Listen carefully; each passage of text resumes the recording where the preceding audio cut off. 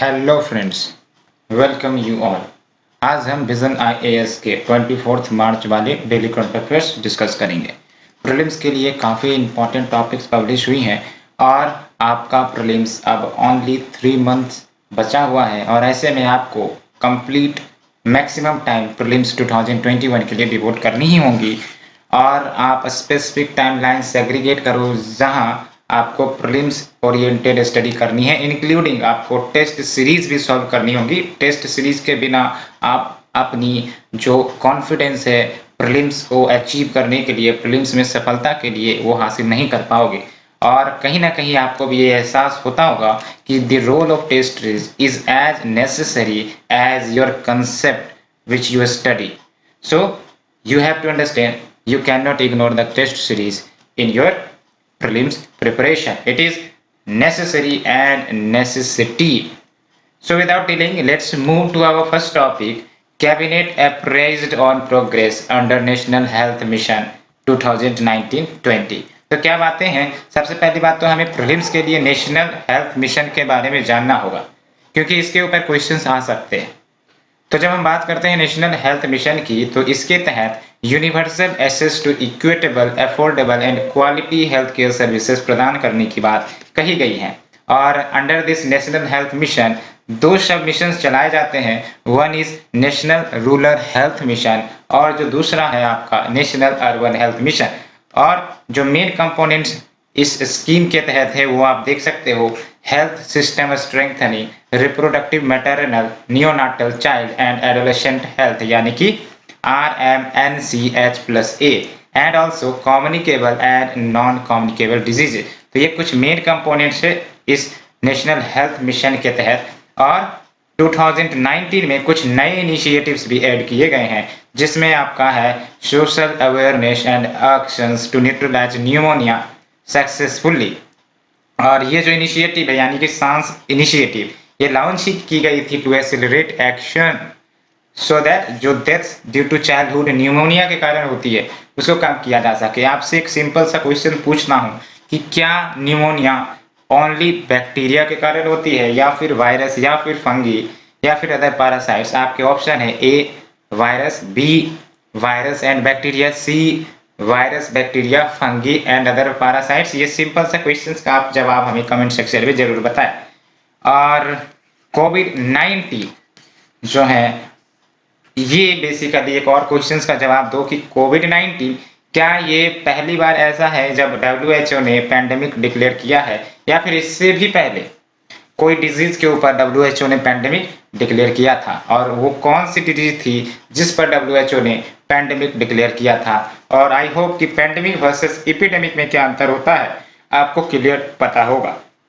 The second initiative जो add किए गए हैं वो है आपका सुरक्षित मातृत्व आश्वासन यानी कि सुमन, है ना, सुरक्षित मातृत्व आश्वासन यानी कि सुमन इनिशिएटिव। और इसे लॉन्च की गई है to provide assured, dignified, respectful and quality health care at no cost. And also we have midwifery services initiative and इसका aim basically to create a cadre of nurse practitioners in the midwifery. तो ये कुछ हमने बात किया, काफी important है, prelims के लिए क्वेश्चंस आ सकते हैं।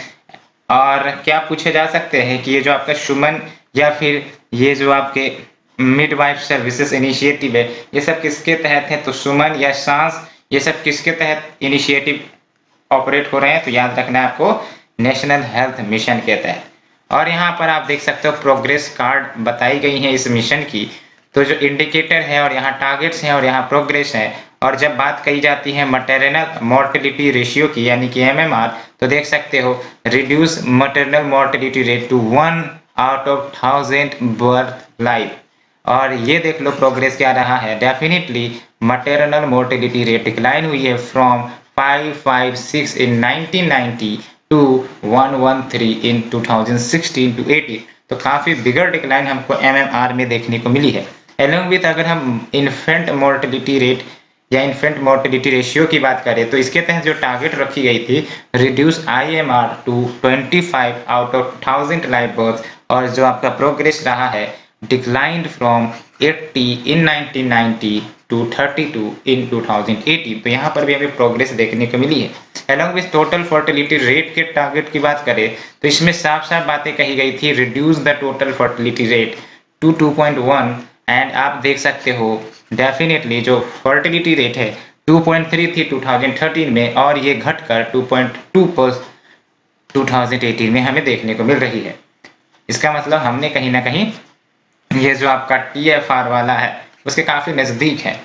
एंड मलेरिया के ऊपर क्या टारगेट रखी गई थी, एनुअल मलेरिया इंसिडेंट्स उसे लेस देन 1 पर ईयर करने की टारगेट रखी गई थी। और यहाँ पर आप देख सकते हो total number of cases declined bye 61% from 2014। तो कहीं ना कहीं काफी अच्छी सफलता even in the disease like malaria end TB इसमें भी हमें देखने को मिलेगी। और टीबी के केसेस में देखें, और आपको भी पता है, आप हमें बताइए जो टीबी डिजीज है ये बेसिकली वायरस से काउज होती है बैक्टीरिया से, ये आप हमें बताइए। और ये जो टीबी है बेसिकली इसके तहत टारगेट रखी गई थी कि ending the TB epidemic by 2025 from the country. और यहाँ आप देख लो कि ये जो आपके प्रोग्रेस है इसमें इंसिडेंस ऑफ टीबी पर 1 lakh population reduced from 234 in 2012 to 193 in 2019। तो ये सब कुछ बातें आपको वैसे मेंस के लिए याद रखनी होंगी, क्योंकि you can use these datas in your mains answer writing to improve your answer goodness. तो अच्छी बातें हैं, प्रोग्रेस तो हुई है नेशनल हेल्थ मिशन के संरक्षण में। अगर देखें तो कहीं ना कहीं हमें याद रखना पड़ेगा प्रीलिम्स 2021 के लिए नेशनल हेल्थ मिशन के तहत कुछ डेफिनेट टारगेट्स हैं, है ना। कुछ डेफिनेट टारगेट्स क्या है, maternal mortality rate, infant mortality rate, total fertility rate. कम से कम ये 3 टारगेट आपको पता होने चाहिए प्रीलिम्स के लिए। मेंस के लिए वो आपको याद रखने हैं जितना आप याद रख सकते हो, प्रीलिम्स के लिए आपको ये टारगेट अच्छे से याद रखने होंगे। और जो नए इनिशिएटिव्स ऐड किए गए थे, सांस या सुमन या फिर मिडवाइफरी सर्विसेज इनिशिएटिव, इस पर भी आपको ध्यान देना होगा। Now we will be having the second article. It is about goods owned by Indians not to attract equalization levy। तो बेसिकली कंटेक्स्ट यही है कि लोकसभा ने फाइनेंस बिल 2021 पास कर दिए हैं, और इसमें इंडियन ओन्ड एसेट्स जो सोल्ड किए जाएंगे डिजिटल प्लेटफॉर्म्स पर फ्रॉम इक्वलाइजेशन लेवी इस पर नहीं लगेंगे। याद रखना, एग्जेम्प्ट हो जाएंगे, यानी कि इंडियन ओन्ड एसेट्स अगर बेचे जा रहे हैं डिजिटल प्लेटफॉर्म्स पर, इस फाइनेंस बिल को लागू हो जाने के बाद, इसको प्रेसिडेंट का एसेंट मिल जाने के बाद एग्जेम्प्ट कर दिए जाएंगे from the equalisation levy. And अगर हम फाइनेंस बिल्स की बात करते हैं तो ये फाइनेंस बिल्स जो होते हैं डील्स विद फिस्कल मैटर, जैसे ये देख लो आप, है ना, फिस्कल मैटर्स ही है ना, which is related to revenue और एक्सपेंडिचर। जैसे मनी बिल्स हो गई, मनी बिल्स आपको भी पता है 1110 या आर्टिकल 1110 के तहत मनी बिल्स की बात कही गई है। और फाइनेंस बिल्स में आपका कैटेगरी 1 और category 2 which covers under article 117 इसके तहत आती है। और अब जो होंगी इफ द गुड्स और services listed on foreign market place, और आपको ही पता है foreign market place e commerce वाली कौन सी है हमारे देश में, अमेजन है, इवन आपके फ्लिपकार्ट है। कैसे, क्योंकि वो वॉलमार्ट के द्वारा प्रोवाइड कर लिया गया है। तो इफ गुड्स और services listed on foreign market places like Amazon, और अगर ये गुड्स ओन्ड और provided by an Indian resident और इंडियन परमानेंट एस्टेब्लिशमेंट यानी कि company of a foreign entity, तो इनके ऊपर इक्वलाइजेशन लेवी नहीं लगेंगी। और सबसे इंपॉर्टेंट बात तो हमें ये जानना है प्रीलिम्स के लिए कि इक्वलाइजेशन लेवी है क्या। इक्वलाइजेशन लेवी सिंपली आप टैक्स मान लो, गवर्नमेंट टैक्स लगाती है। अब ये टैक्स की अनोखी बात है, वो अनोखी बात ये है कि ये जो इक्वलाइजेशन लेवी लगाई जाती है वो उन कंपनियों के ऊपर लगाई जाती है, उन कंपनीज के ऊपर लगाई जाती है जो इंडिया में अपने बिजनेस रजिस्टर नहीं किए हुए हैं, बट वो इंडिया में इन्वॉल्व हैं रेवेन्यू अर्न करने में। इसका जीता जागता एग्जांपल आपका फेसबुक है, गूगल है, क्योंकि ये सब फॉरेन कंपनी है, इंडिया में रजिस्टर्ड नहीं है, लेकिन अपने एडवर्टाइजमेंट के माध्यम से वो इंडिया से ह्यूज रेवेन्यू अर्न करती है। तो वही बात है, इसीलिए इक्वलाइजेशन लेवी का कंसेप्ट लाया गया था, सो दैट जो कंपनी है ये सब ह्यूज रेवेन्यू अर्न करती है, उससे कहीं ना कहीं शेयर ऑफ प्रॉफिट लिया जा सके। एंड क्या बेनिफिट होते हैं ऐसे इक्वलाइजेशन लेवी लगाने से, तो fair competition, reasonableness and the ability of government to tax businesses that have a close nexus with the Indian market. वही मैं बोल रहा हूँ, close nexus with the Indian market through their digital operation. Simply मैंने जो example बताया वही समझ लो आप। और भारत में ये जो इक्वलाइजेशन लेवी है वो इंट्रोड्यूस की गई थी 2016 में, और जो 6% का रेट लाया गया था on the payments for digital advertisement services received by non resident companies, मैंने आपको बताया जिसका कोई परमानेंट एस्टेब्लिशमेंट भारत में नहीं है ना। If these exceeded 1 lakh a year, तो एक रेस्ट्रिक्शन है कि ऐसा तो है कि लगाई जाएंगे, लेकिन उन पर लगाई जाएंगे जिनकी जो रेवेन्यू है वो एक्सीड करती है 1 लाख पर ईयर, तो ये याद रखना है। और जैसे 2020-21 में ये जो एम्बिट है ऑफ इक्वलाइजेशन लेवी वो वाइडन की गई थी bye including e commerce companies, है ना। तो पहले तो फ्लिपकार्ट और वॉलमार्ट ई कॉमर्स कंपनी थी, इनके ऊपर नहीं लगाई जाती थी, लेकिन फेसबुक और ट्विटर सब जो थे इन पर लगाई जाती थी। लेकिन 2020-21 में ही ये जो एम्बिट है यानी कि जो दायरा है इक्वलाइजेशन लेवी का वाइडन कर दिया गया, और इसमें ई कॉमर्स एंटिटीज या कंपनीज के ऊपर भी लगा दी गई, ये याद रखना है। और ये इतना याद रखना है कि एप्लीकेबल टैक्स रेट आप देख सकते हो 2% ही है, प्लस सरचार्ज इसके ऊपर लगाए जाते हैं। Surcharge is nothing but tax on tax, तो जो 2% टैक्स कलेक्ट होकर आएंगे उसके ऊपर फिर बेसिकली सरचार्ज लगाए जाते हैं। तो ये सिंपल सा आपका कंसेप्ट है। और earlier India argued against US trade representatives claim of equalisation levy, है ना, बीइंग डिस्क्रिमिनेटरी और restricting US commerce in stated की जो इक्वलाइजेशन लेवी है वो बेसिकली इंश्योर करता है लेवल प्लेइंग फील्ड को as India based e commerce operations already subject to taxes in India, तो उनके ऊपर भी लगाई जाएंगी, है ना। तो ये याद रखना है, इक्वलाइजेशन लेवी के ऊपर क्वेश्चंस पूछे जा चुके हैं यूपीएससी में, आपको क्लियरिटी से पता होनी चाहिए। और सिंपल आप ये क्वेश्चन का जवाब दो कि जो मनी बिल्स होती है कि क्या मनी बिल्स को पास करवाने के लिए ज्वाइंट सिटिंग कंडक्ट करवाई जा सकती है, और मनी बिल को पास करवाने में क्या राज्यसभा अड़चने डाल सकता है, यानी कि राज्यसभा क्या ब्लॉक कर सकता है मनी बिल को अगर वो चाहे तो ये दो क्वेश्चन के जवाब आप हमें कमेंट सेक्शन में जरूर बताइए। Now we have to move what is important for prelims 2021। तो यहाँ देख लो, ई कॉमर्स लेवी के बारे में आपको अच्छे से पता होनी चाहिए, बस यहाँ से आप ये इन्फॉर्मेशन निकालो। और दूसरी इंपॉर्टेंट बात ये निकालना है आपको, ई कॉमर्स कंपनीज के ऊपर भी इक्वलाइजेशन लेवी लागू होती हैं। And now we have to move towards ministry of social justice and empowerment aims to launch Poshan Abhiyan for the elderly. ये याद रखना है, जो आपका ministry of social justice and empowerment है, ये पोषण अभियान एल्डरली के लिए लॉन्च करने का प्लान कर रही है। तो क्यों लॉन्च की जाएंगी, तो नाम ही है पोषण अभियान, तो न्यूट्रिशनल इम्बैलेंसेस को हैंडल करने के लिए ये लॉन्च की जाएंगी। किसके लिए, इन द एल्डरलीज के लिए, यानी कि विच हैव बीन एज्ड 60 और एबव। तो आप देख सकते हो ये जो आपका लॉन्च किए जाने का प्लान है, this aims to provide nutrition support to the indigent elders and who are not staying in old age homes and victims of severe malnutrition। तो ये जो स्कीम है ये फोकस करेगा on procuring locally available healthy food material and serving hot food mid day meal. तो ये mid day मील की ही तरह कंसेप्ट होगा ये बेसिकली। और इम्प्लीमेंटिंग एजेंसीज आपको याद रखनी होगी, ग्राम पंचायत और अर्बन म्युनिसिपैलिटी। तो वाई दिस ग्राम पंचायत और अर्बन म्युनिसिपैलिटी, बिकॉज इन्हीं की प्रेजेंस हर एरिया हर रीजन में मौजूद होती है, इसलिए जिम्मेदारी भी इन्हीं को दी जानी चाहिए। इसी को हम कह सकते हैं बॉटम टू टॉप अप्रोच।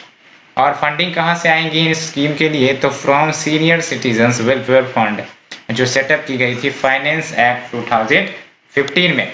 और देख सकते हो according to the census 2011 there are nearly 104 million elderly persons. ये सेंसस आप याद रख सकते हो, मेंस के लिए आप इस्तेमाल करना, क्योंकि ओल्ड एज के ऊपर जो टॉपिक है ना काफी ज्यादा बर्निंग होती जा रही है। यूपीएससी हो सकता है ओल्ड एज के ऊपर टॉपिक पूछ ले। तो according to the census 2011 there are nearly 104 million elderly persons जिसका एज 60 या फिर 60 ईयर्स एबव है, वो आप देख सकते हो। और फिर उसमें से क्या आपका 5.3 करोड़ फीमेल्स एल्डरली है एंड 5.1 करोड़ मेल एल्डरली है। और ये एक्सपेक्ट की जा रही है कि ये ग्रो करेंगी and will become 17.3 crore by 2026। तो 17.3 करोड़ का जो शेयर है एल्डरली का, काफी एक प्रकार से ज्यादा है। तो ऐसे में हमें या गवर्नमेंट को इस प्रकार के इनिशिएटिव लेने पड़ेंगे जहां पर इनकी सुरक्षा, इनका हेल्थ, इनका न्यूट्रिशन सब कुछ हैंडल करना पड़ेगा। लेकिन कुछ चैलेंजेस भी हैं, वो है आपका एग्जिस्ट स्टीरियोटाइप्स, है ना, that marginalise older people, changing family structure, lack of social support, lack of access to quality health care. तो ये सब कुछ बातें हैं। और यहाँ आप देख लो initiatives taken for the elderly population, ये कुछ इनिशिएटिव्स ऑलरेडी वर्क कर रहे हैं। जैसे ministry of health and family welfare launched decade of healthy ageing 2020 से 2030 का जो डिकेड है वो basically decade for healthy ageing का tag ministry of health and family welfare ने दिया है।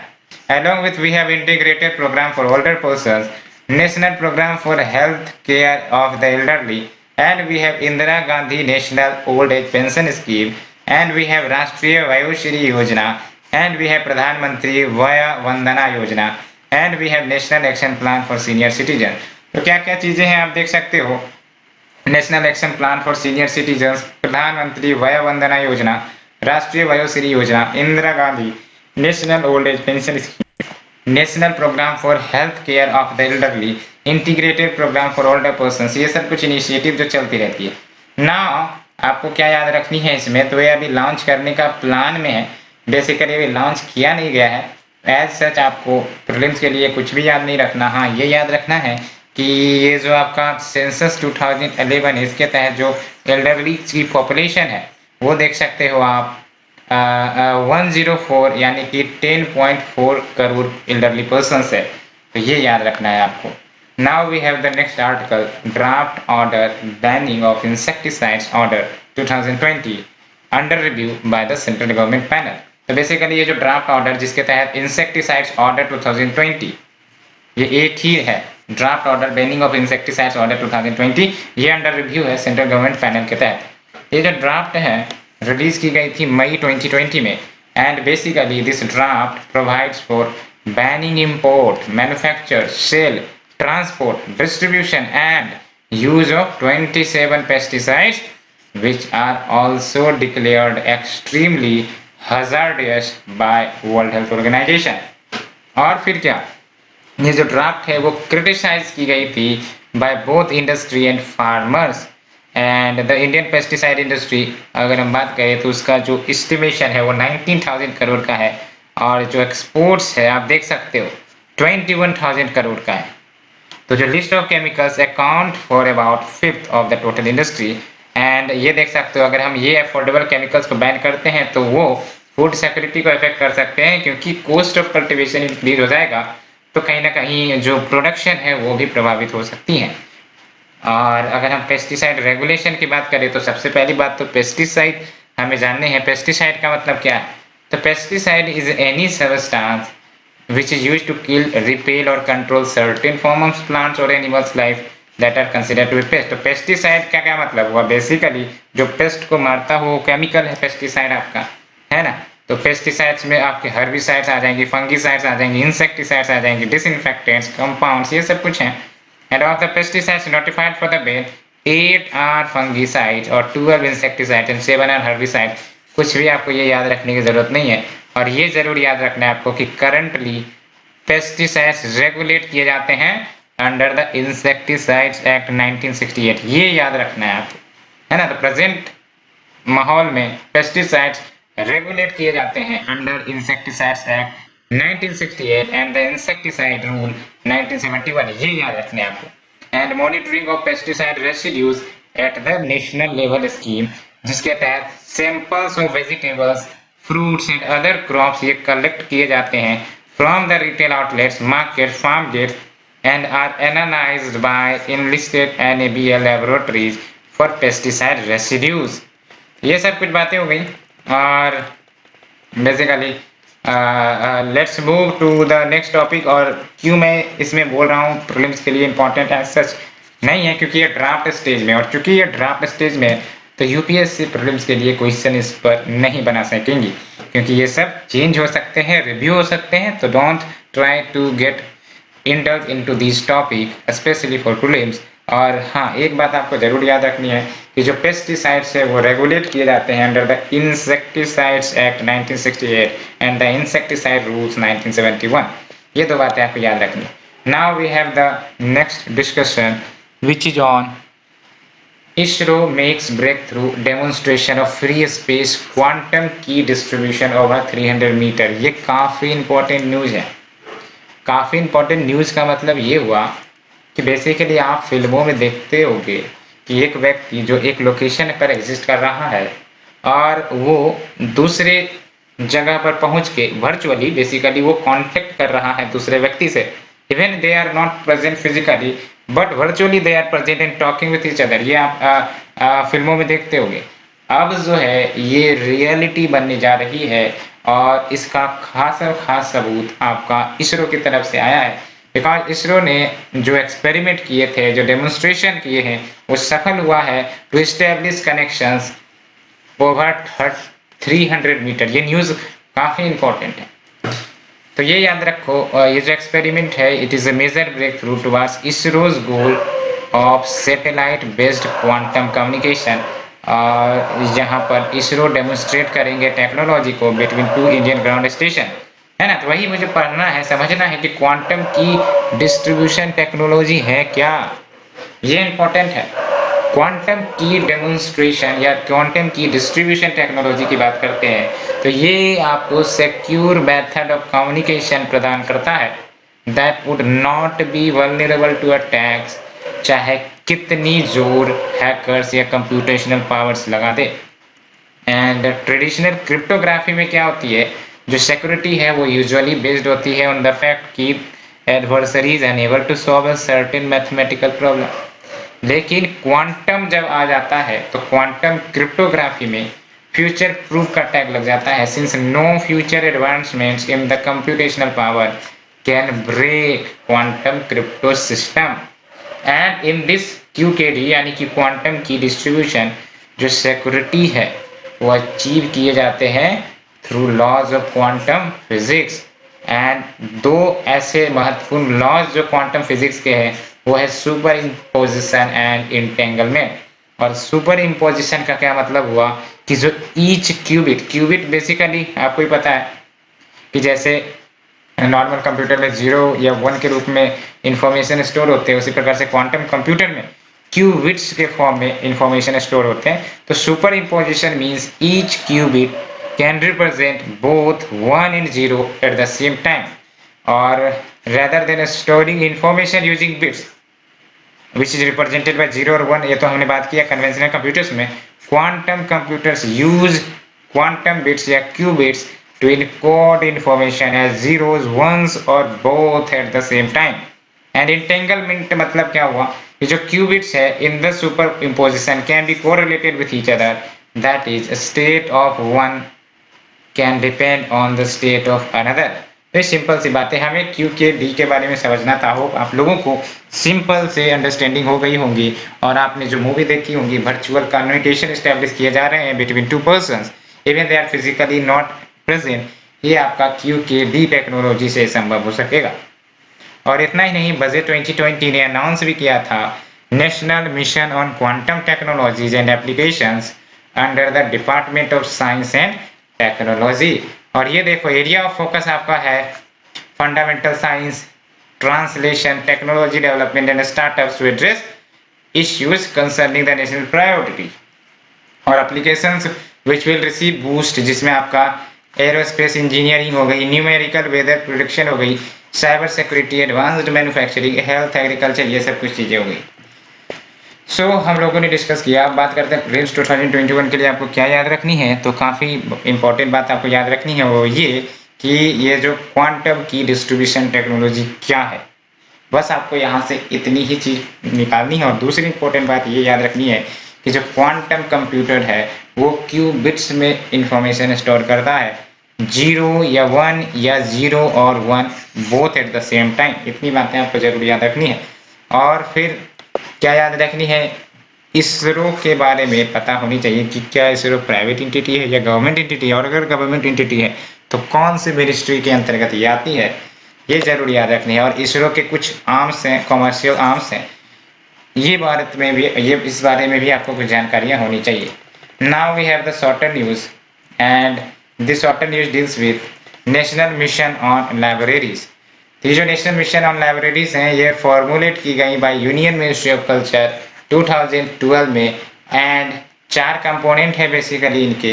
एक तो आपका creation of national virtual library of India, यानी कि NVBL, है ना। तो याद रखना है, ये जो आपका नेशनल मिशन ऑन लाइब्रेरीज है, formulated by union minister of culture in 2012। 4 components है। एक तो आपका creation of national virtual library of India, दूसरा है setting up of national mission libraries model libraries, and तीसरा quantitative and qualitative survey of libraries and capacity building. ये आपके 4 component क्या हो गए? पहले तो है creation of national virtual library of India, दूसरा setting up of NML model libraries, और तीसरा जो हो गया आपका quantitative and qualitative survey of libraries, और चौथा हो गया आपका कैपेसिटी बिल्डिंग। तो ये 4 कंपोनेंट से अच्छे से याद रखना। It was formulated in pursuance of national knowledge of commission recommendations for development of libraries and information science sector, and united nation human rights council. आ गया आपका the important and most important news, united nation human rights council.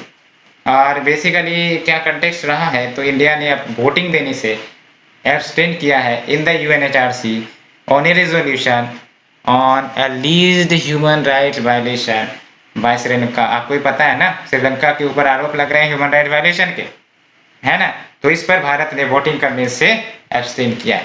तो ये जो resolution है वो कहीं ना कहीं UNHRC से के द्वारा अडॉप्ट कर ली गई हैं। और बात करते हैं UNHRC की, तो आपको ही पता है यूनाइटेड नेशन की ही बॉडी है, इंटर गवर्नमेंटल बॉडी है। रिस्पॉन्सिबल किस लिए होगी? Protection and promotion of all human rights around the globe.